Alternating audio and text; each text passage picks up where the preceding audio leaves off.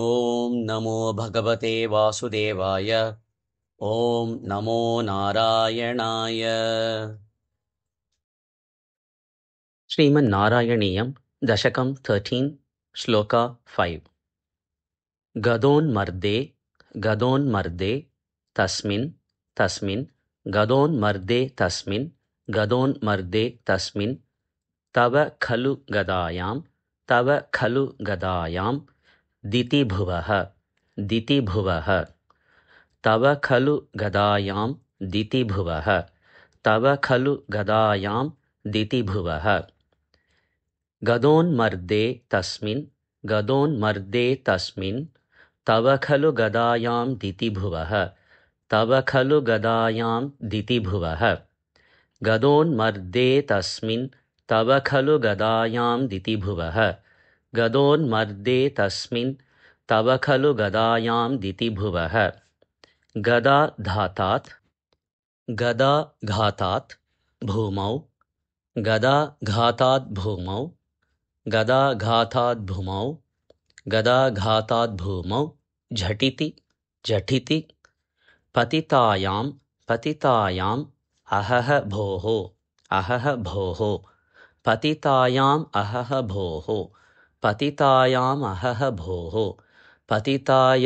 अहः भोः पतितायामहः भोः गदाघातात् भूमौ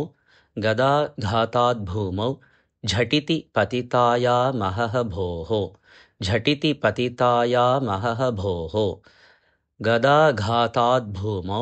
झटिति पतितायामहः भोः गदाघातात् भूमौ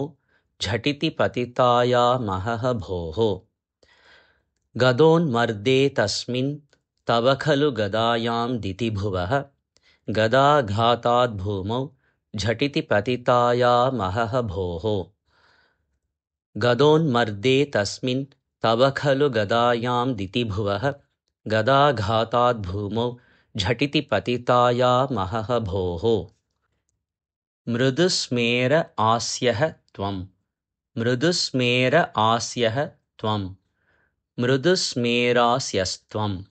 मृदुस्मेरास्यस्त्वं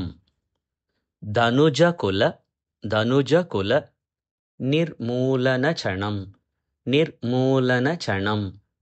धनुजकुल निर्मूलनचणं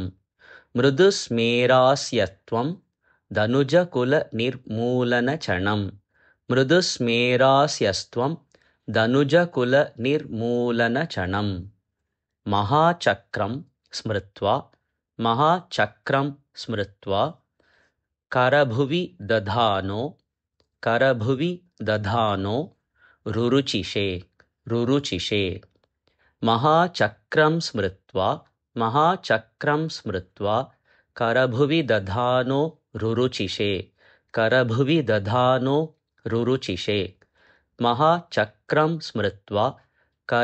दधानो रुरुचिषे महाचक्रं स्मृत्वा करभुवि दधानो रुरुचिषे मृदुस्मेरास्यस्त्वं धनुजकुल निर्मूलनचणं महाचक्रं स्मृत्वा करभुवि दधानो रुरुचिषे मृदुस्मेरास्यस्त्वं धनुजकुल निर्मूलनचणं महाचक्रं स्मृत्वा करभुवि दधानो रुरुचिषे गदोन्मर्दे तस्मिन् तव खलु गदायां दितिभुवः गदाघातात् भूमौ झटिति पतितायामहः भोः गदोन्मर्दे तस्मिन् तव खलु गदायां दितिभुवः गदाघातात् भूमौ झटिति पतितायामहः भोः मृदुस्मेरास्यस्त्वं धनुजकुल निर्मूलनचणं महाचक्रं स्मृत्वा करभुवि दधानो रुरुचिषे मृदुस्मेरास्यस्त्वं धनुजकुल निर्मूलनचणं महाचक्रं स्मृत्वा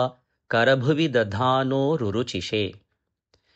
गदोन्मर्दे तस्मिन् तव खलु गदायां दितिभुवः गदाघातात् भूमौ झटिति पतितायामहः भोः मृदुस्मेरास्यस्त्वं धनुजकुलनिर्मूलनचणं महाचक्रं स्मृत्वा करभुवि दधानोरुरुचिषे गदोन्मर्दे तस्मिन् स्तव खलु गदायां दितिभुवः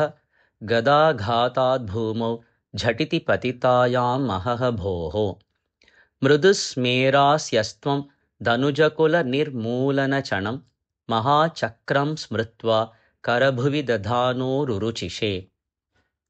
गदोन्मर्दे तस्मिन् तव खलु गदायां दितिभुवः गदाघाताद्भूमौ झटिति पतितायामहः भोः